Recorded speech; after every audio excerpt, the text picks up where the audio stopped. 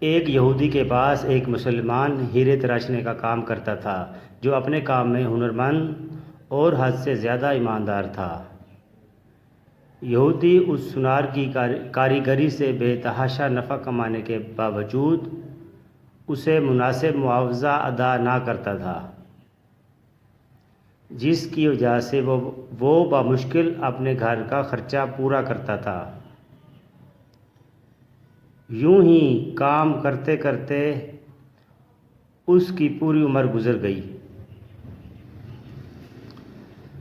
اس کی بیٹی جوان ہو گئی، وہ اپنی قلیل آمدنی میں سے کچھ بھی جمع نہ کر سکا۔ بیٹی کی شادی کے لیے سونار کاریگر نے یہودی سے کچھ رقم بطور ادھار مانگی۔ کروڑ پتی یہودی نے رقم دینے سے معذرت ظاہر کر دی۔ سونار اپنی قسمت کو برا بھلا کہتا ہوا گھر لوٹ آیا۔ رقم ادھار نہ ملنے پر بیوی نے سخت ناراضگی اور طعنوں کے تیر برسا کر الگ استقبال کیا۔ پریشان حال بیچارہ ساری رات سوچتا رہا، اب کیا ہو گیا؟ اب کیا ہوگا؟ دوسرے دن وہ دکان پر کام کے لیے نہ گیا۔ بعد میں یہودی سونار کے بلانے پر جب وہ دکان پر پہنچا تو اس کے ہاتھ میں ایک پوٹلی تھی جو اس نے یہودی کے سامنے کھول کر رکھ دی۔ اس میں قیمتی ہیرا دیکھ کر یہودی سوالیہ نگاہوں سے کاریگر سونار کی طرف دیکھنے لگا۔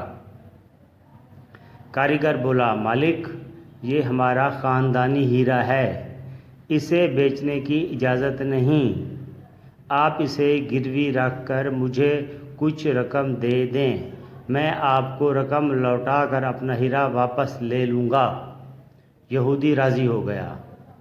مسلمان کاریگر نے قرضے کی رقم سے بیٹی کی شادی کر دی، پھر دن رات کام کر کے قرض کی رقم آہستہ آہستہ ادا کرنے لگا۔ قرضے کی آخری قسط ادا کرنے کے بعد مسلمان کاریگر نے اپنے ہیرے کا مطالبہ کیا۔ یہودی نے وہ ہیرا لا کر اس کے سامنے رکھ دیا۔ ہیرا تراشنے والے کاریگر نے ہیرا لے کر پانی میں رکھ دیا۔ دیکھتے ہی دیکھتے ہیرا گھل کر ختم ہو گیا۔ ہیرا تراشنے والے کاریگر نے کہا، مالک، یہ مصری کی ڈلی تھی جسے میں نے اپنے فن سے ہیرے کا اس طرح سروپ دیا تھا کہ آپ جیسا سونار بھی دھوکہ کھا گیا۔ آپ نے میری عاجزی اور درخواست پر قرضہ نہ دیا، جس کی وجہ سے مجھے یوں آپ سے رقم نکلوانی پڑی۔ میں مسلمان ہوں، اس لیے بھاگا نہیں، آپ کی پائی پائی ادا کر کے سرخرو ہو گیا۔ افسوس کہ آپ نے میری قدر نہ کی، اس لیے ملازمت چھوڑ کر جا رہا ہوں۔ کاریگر یہودی کو پریشان چھوڑ کر چل دیا۔ حکایت رومی۔ اللہ تعالیٰ کا حکم ہے کہ ضرورت مندوں کی ضرورت کو پورا کیا جائے، ایسا کرنے سے معاشرے سے برائیاں ختم ہو جاتی ہیں۔